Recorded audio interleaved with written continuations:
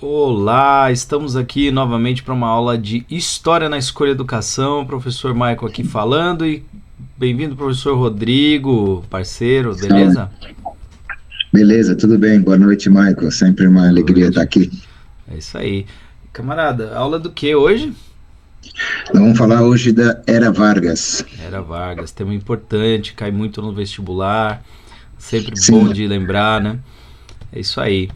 Se você chegou aqui, curte nosso vídeo, se inscreve no canal se não for inscrito, ativa o sininho para receber as notificações. Nós somos um grupo de voluntários, por enquanto, somos um coletivo de professores em busca de melhorar a qualidade da educação da forma que a gente alcança. Em breve, mais projetos aparecerão. E vamos para a aula? Pode ser? pode ser, vamos embora.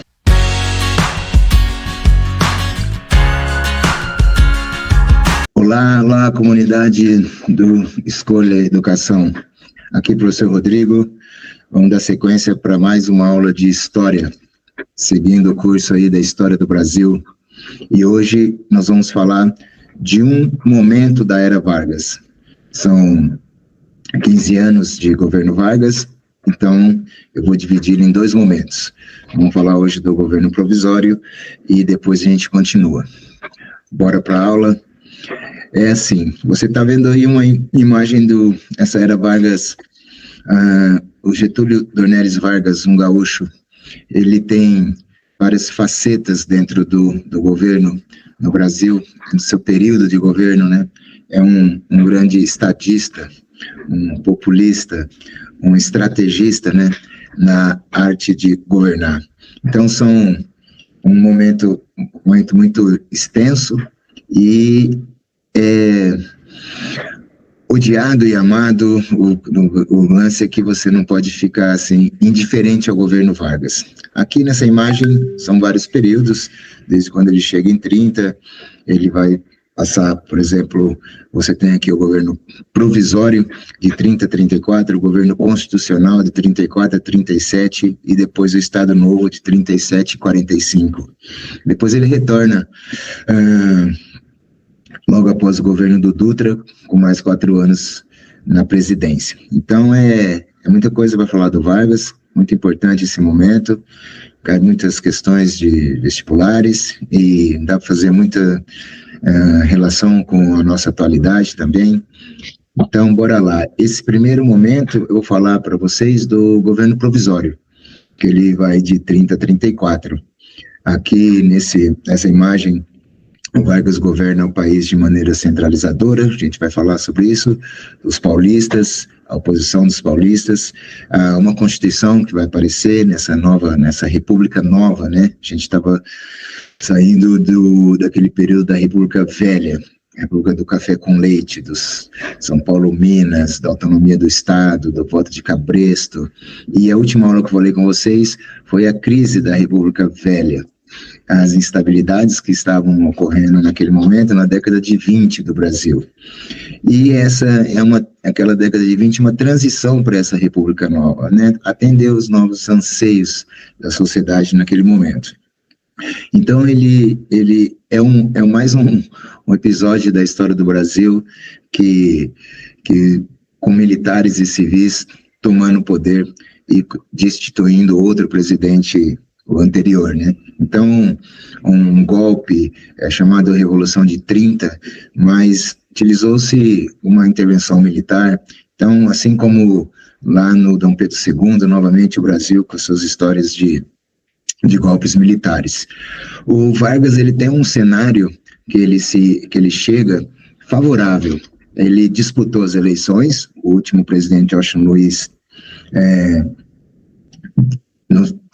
tentou colocar a sua indicação, né, quebrou aquela acordo de São Paulo-Minas, e mesmo o Getúlio, com um apoio significativo da sociedade, ele não consegue vencer as eleições porque ainda vigorava a máquina do Estado muito forte do café com leite, embora ali tinha uma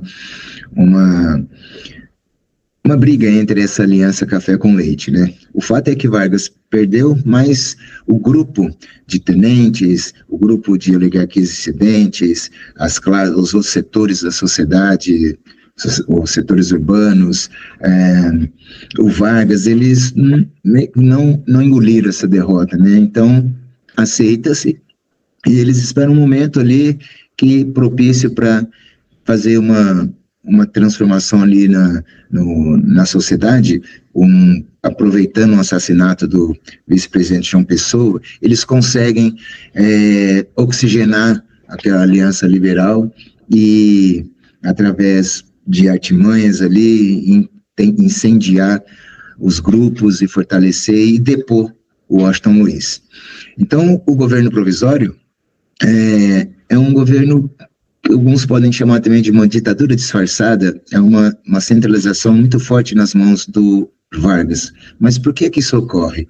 Ele vinha num contexto de uma ausência de oposição. O que é isso? As oligarquias de São Paulo e Minas tinham rachado. Então, aquela aliança bem forte durante toda a República Velha deixa de existir. Então, ele não encontra adversários oponentes com força suficiente para fazer frente a esse governo. Ele se alimenta desses choques de interesses desses grupos rivais. Então, é uma instabilidade da oposição, uma fragilidade da oposição, favorece muito a candidatura, né, do Vargas e a presença dele no governo. Fora isso, ele tem um apoio da alta cúpula militar, tem apoio dos tenentes, tem apoio de setores sociais urbanos, como os trabalhadores, ele vai alinhar bastante com esses setores, apoio de classe média, de oligarquias. Então, o Getúlio Vargas, ele encontra um terreno fértil para ele poder governar de uma maneira muito centralizadora. E isso o favorece. Ele é muito inteligente nesse sentido de acenar para várias classes sociais. Então, ele vai fazer um governo de força, mas de interesses também, atendendo interesses desses diversos grupos de classes, grupos sociais urbanos, elites, proletariados, nesse momento. Então, isso dá uma característica de um fenômeno na América Latina chamado de populismo. A gente pode falar disso em outro momento, mas quando um líder carismático, ele conversa diretamente com a massa, com a população, e muito forte com esse carisma, e ele passa por cima das instituições políticas tradicionais. E ele vai fazendo, né, como se fosse um governo, um negócio, esperando um momento propício de ação, outro momento propício de recuar, de atender ali e acolá, então ele vai fazendo isso muito bem. Age com força, por exemplo, a dissolução do Congresso Nacional, das Assembleias Legislativas e das câmaras municipais, ou seja, o Brasil vai passar por um período, você tem essa revolução, esse golpe, você vai passar por um período onde a população não tem eleições. Então, ele governa tranquilamente nesse sentido. Ele vai destituir as oposições nos estados e vai nomear os seus interventores, como se fossem governadores do estado hoje. E esses interventores fiéis à sua cartilha. Então, isso incomoda muitos estados, principalmente São Paulo, a gente vai falar sobre isso. Então, dessa maneira, ele vai conseguindo implementar as suas ideias políticas. Não vai ser fácil, não é simples, você quebrar uma estrutura agrária que vinha há bastante tempo, de voto de cabresto, de autonomia dos estados, um federalismo muito forte. Então, ele precisa fazer reformas sociais, políticas, reforma na educação, na economia. Então, não é uma questão simples. Isso facilita, pois ele tem o controle total em suas mãos. Então a gente tem uma característica nova aqui com Vargas, centralização política, coisa que não tinha no período da República Velha, que era uma descentralização política. Você tinha o presidente, mas o voto de cabresto e a autonomia jurídica, política, da força policial dos estados fazia com que a descentralização ficasse muito forte, muito presente. Agora aqui não, aqui ele centraliza de fato.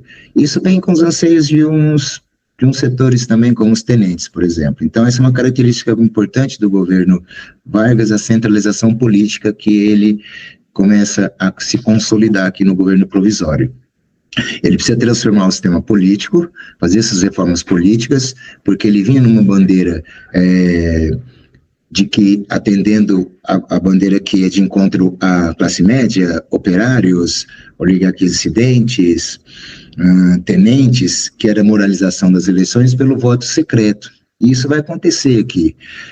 Então ele precisa transformar o sistema político, ele precisa fazer programas de reformas sociais, administrativas e políticas. A política está bem caracterizada pela centralização, e essa questão das reformas sociais, como a questão do trabalho, a administração de um controle mais centralizado.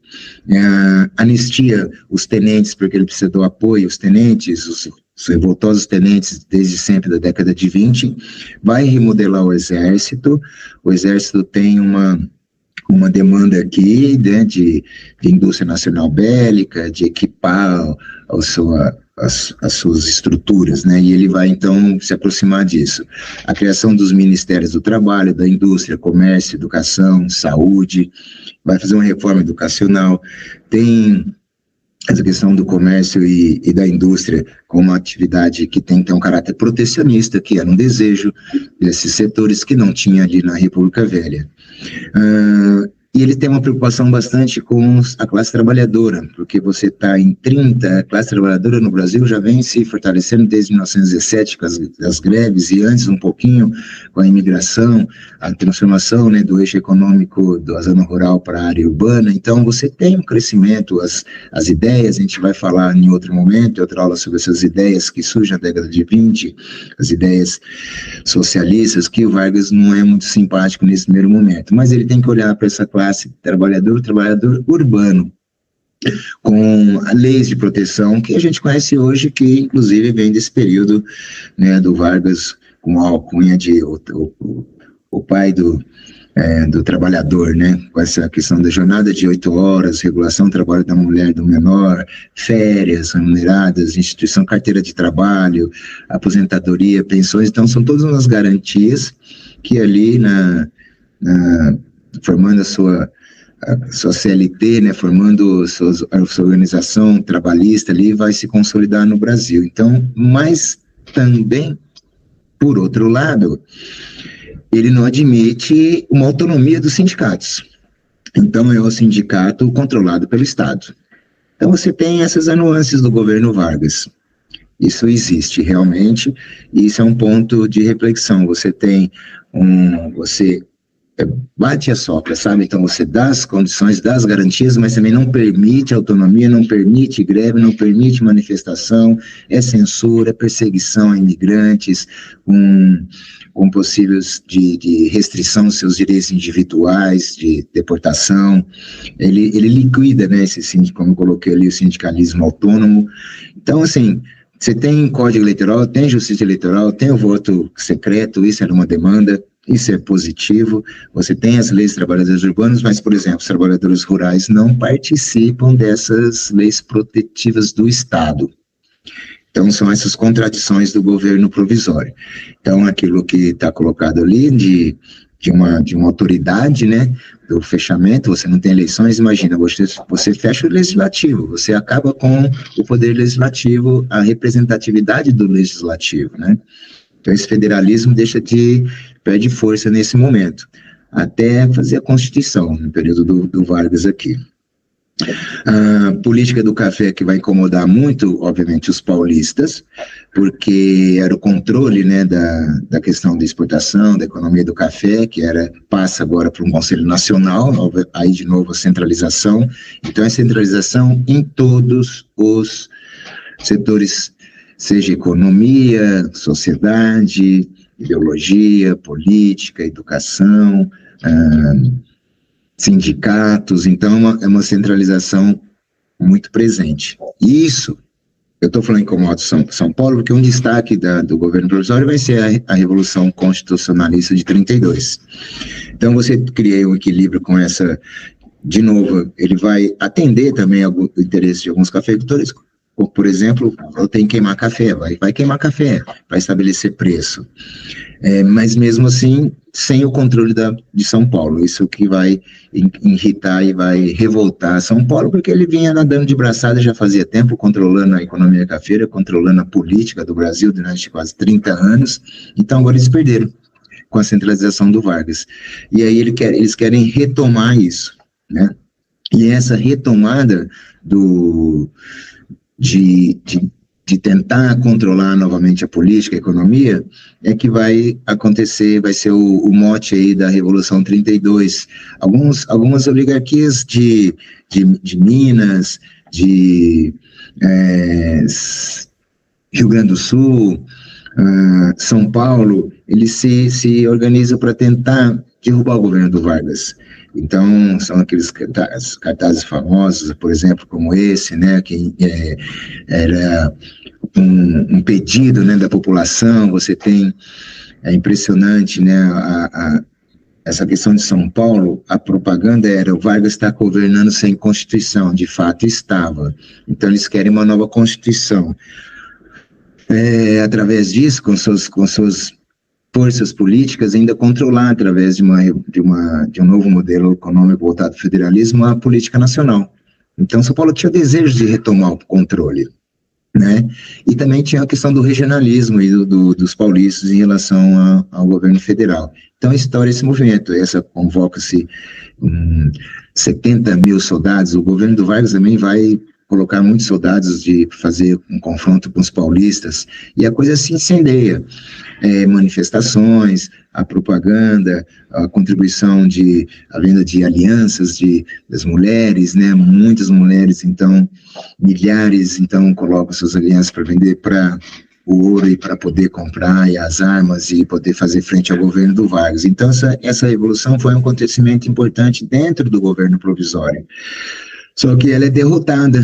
A história diz que também é uma derrota militar, né, mas uma vitória política, porque força Vargas a chamar uma assembleia para discutir, fazer uma constituição, coisa que era o desejo deles. Então, nessa bandeira de legalização, de jurisprudência, de constituição, que vem esse nome de Revolução Constitucionalista. Por trás desse interesse, desse mote com a Revolução Constitucionalista, é o interesse das oligarquias retomarem o governo, o controle do governo político, né? Então, ocorre isso. E eles, então, dizem que essa vitória política é uma derrota militar, né? Então, mas o Vargas também não é uma vitória, mas ele também não bate de frente total. Ele precisa desses estados, né? Ele vai prender rebeldes, ele vai expulsar oficiais do exército, vai caçar direitos desses protagonistas desse movimento, vai mandar alguns para fora do país com o exílio. Mas também ele se aproxima de militares, que é esse desejo dos militares sempre de ter as armas mais fortes, mais modernas, então reequipar o exército, uma indústria voltada para isso. Ele vai nomear um interventor paulista, os paulistas não vão ficar muito satisfeitos com isso. Ele vai, a conta da guerra, aliviar para os paulistas e colocar no Banco do Brasil, assumir os bônus de guerra. E ele vai chamar uma Assembleia Constituinte, esse é o desejo de São Paulo.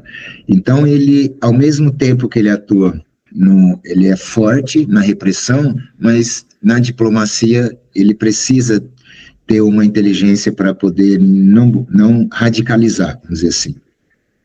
E aí tem a discussão para a Assembleia Nacional Constituinte para fazer a Constituição. Beleza, vai ser a nossa segunda Constituição republicana.